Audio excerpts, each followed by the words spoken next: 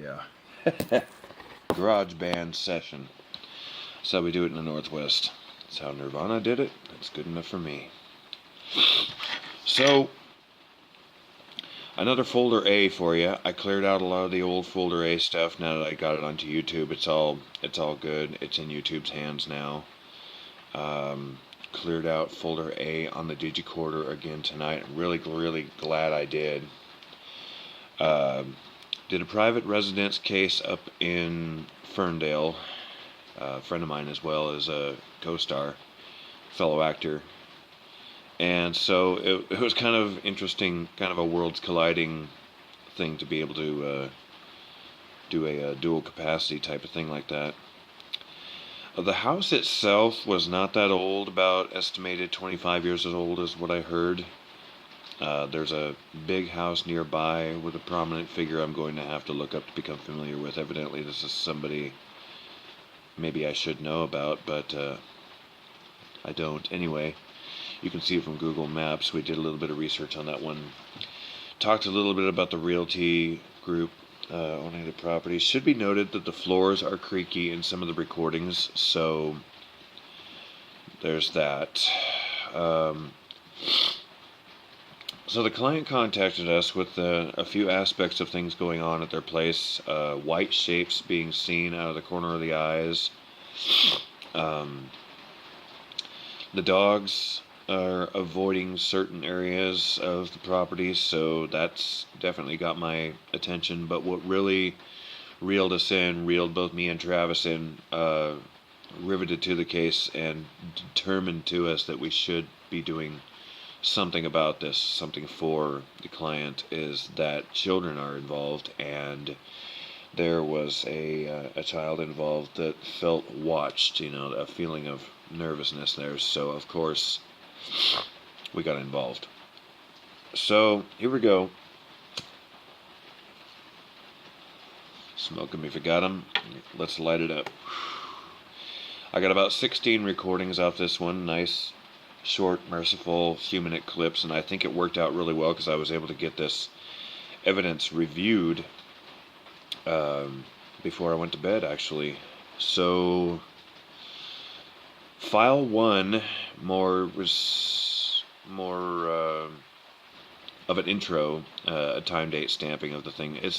It's really good to get these recorded as the time and date and place it was done. That way, when you go through your EVP files going, where'd I get that from? File 2, we did the initial sweep while going over the history of the property that brings us up to date of what's currently going on paranormally. I asked if it was okay to record during this, and it's good to get permission first. I mean, really, the ball's in their park. When you're talking to the client, the owner of the property, or the resident of the property, it's really a sign of respect that you tread lightly. We talked a little bit about my garage on folder 3. Folder 4, we did a sweep of the hallway. The hallway was kind of interesting. The hallway's got a little bit of a history there. It seems like that was where we seem to be focusing on for various reasons. Folder 5, talking about previous digital evidences from previous cases. There was a little bit of overlapping on EVP sessions. I would be holding mine here, Travis would be holding his there, and so there was a little bit of bleed over there. It happens. So I went ahead and isolated myself even further and went out to the backyard. Nothing out there except for getting rained on. It's the side effect of paranormally investigating up here in the north wet washing down. Folder 7, we did a scan of the bedrooms. Now, this is a 3-bedroom, 1-bath house, so not a real big place, but I think big enough. I think it was a nice little house. I think I liked it.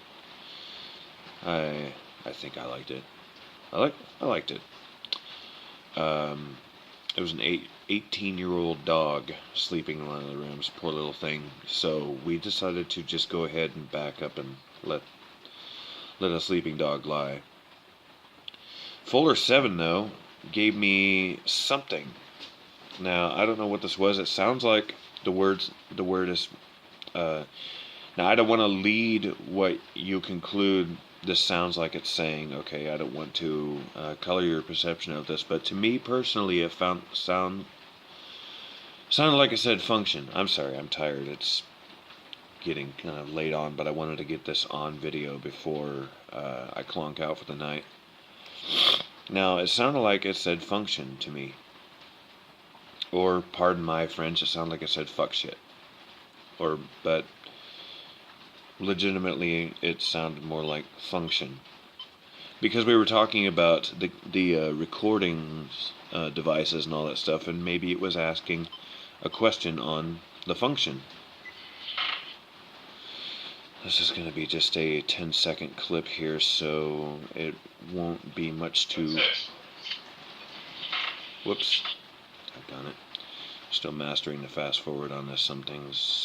You want to come up closer? Here we go. 111 to 101. It also flipped a couple times at Featherstone. Whoa. Dude, I just jumped up to orange here. Yeah, that was right there where... Not sure which direction it was. Let me get this. Flipped a couple times at Featherstone.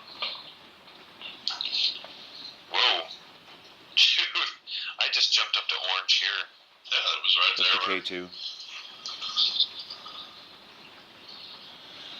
Not sure which direction it was. This one just stay. One more go around for that. Times at Featherstone. Whoa. Dude, I just jumped up to orange here. Yeah, that was right there where... I'm not sure which direction it was. This one just stay.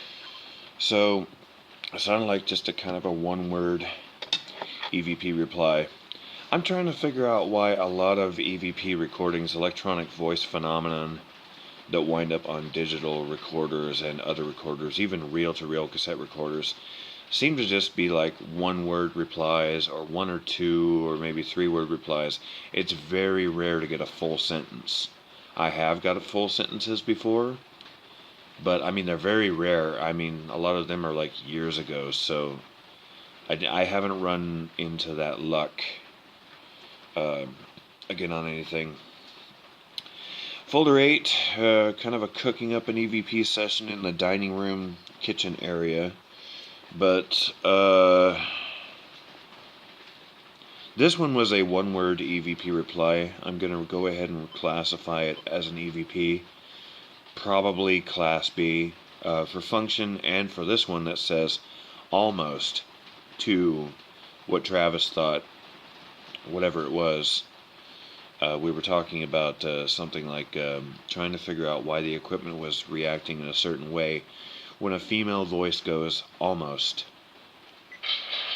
This is towards the end of the clip here too, so it's going to be really easy to miss and skip over. I'm going to try not to. Whoops. And I did. Yeah, I'm doing good. Here we go. Yeah. I'm going to take two more in the same spot and just see if it's the same. That's really what I'm thinking it is. Oh, yeah, it is. Let me back that up again. That sounds good once you back that up.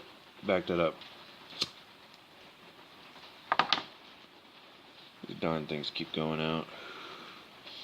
Alright, here we go again. One more time for almost.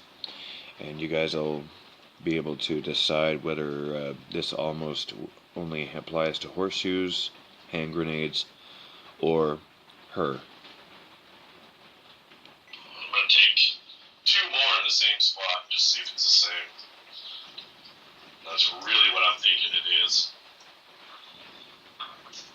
Oh, yeah, it is. That was almost good enough to warrant a third listen. I'm going to take two more in the same spot and just see if it's the same. it is. Oh, yeah, it is. Okay, so that was a female voice. Travis was saying he's going to take 2 more, I don't know, photographs or something. I'm trying to remember now, but the voice that jumps in saying almost kind of really got my attention. The rest of the night was just, bits and pieces here and there. I'll go ahead and review for the sake of the recording. Folder 10, we did some staffing and photo conferring on some photographic artifacts, mainly caused by taking flash photographs in a white hallway. Gave it kind of a diffuse framing effect that a lot of people tried to pawn off as paranormal, but really what you got to do is you got to learn all the aspects of the investigation, even the non-exciting ones. You got to be prepared to find out that some things are not as exciting paranormally as you hope they'd be. Like take for instance, I have this lamp up here in the corner and it's causing a diffuse effect here. It's not paranormal. I can tell you right now, I'm looking at it right now and I don't feel one bit of anything ghosty about it. So, but learning how the equipment works, learning how certain things will wind up on your evidences, and finding out, sharpening yourself, getting some kind of a sense of more professionalism to your case investigations. Blech. Folder 11, talk of cleansing the place. I don't think it's not going to come down to that. I really hope it doesn't come down to that, and I don't think it will, where we actually have to clear out the spirit entity there that is scaring folks there. I consider it their first warning. I think that they've got their first warning tonight, so if anything continues with that case, we'll probably have to go in and whoop ass. And believe you me, we can. Folder 12 was some discussion about power sourcing in the walls, stuff showing up on the FLIR, of course, as heat sources, and corroborating evidence on the K2s as well, pointing to wall voltage. The client, now I'm going to go ahead and leave him anonymous because that's how I do private residence cases. The client has described that this is a house, okay, it's a new house, but for some reason this house burns out light bulbs real quick. Could be the wiring, but I feel that it also should be noted for the sake of the record, just to add in more colors to the palette of the big picture here, that light bulbs burning out pretty quickly, in so much as whatever relativity that could impose on the case. Well, I said it. We did a nice long EVP session in the garage, and this is, for some reason, that is one of the areas that the dogs avoid. They don't like being back there. I assume that he means all 3 dogs in the household aren't going to go into the garage, so we respected their wishes and didn't force them into the garage. Folder 13, of course, yeah, that was the full-blown EVP in the garage. That was probably my longest clip, really, 7 minutes. A lot to sit through. Folder 14, we were, talking in the living room going, well, doesn't seem to be really much going on here. I mean, a lot of the excitement happened towards the beginning of the case, where the REM pod was isolated, all by itself, in the garage, or not in the garage, the hallway near the washer dryer, on the way to the garage, isolated, all by itself. Nobody around it, nobody we knew of. And it started going off all by itself. It sounded like if you were to actually look around the corner and take a look at it, all the lights would be on at once. So the beginning of the case was a lot more exciting, and then it just kind of seems like it just left the house after we were there for, after a while. And so we were talking about that as his dog started patrolling the hallway. And pets can see things. I believe really strongly that animals in our family, the pets we adopt into our families, are a great extra set of eyes looking at the world of the unseen. And when something like that is going on in the house, it's good to pay attention to the shorter, furrier members of our households, and maybe even rely upon them and their animalistic senses to bring to the fore extra an extra facet of vigilance and contribution from them. Folders 15 and 16 were more the wrapping up of the case. I was pretty content with what we did there.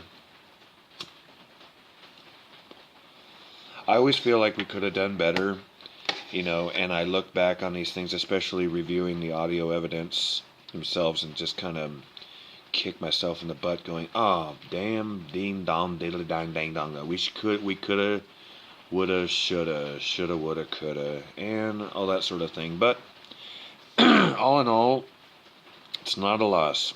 I think we did all right, especially if the client of the house is in a more peaceful state than they were before we intervened, therefore and thereby lending credence that we had a positive effect by investigating there. So I'm going to go ahead and wrap this up before my infinite nothing ever prologues off into the night. I'm going to go get some sleep. Super Bowl tomorrow. Go Eagles. And until then, this is your Commander-in-Chief, Brian the Barn Cat Lee of the Washington Abnormal Research Network, bidding you much adieu. And I'm over and out.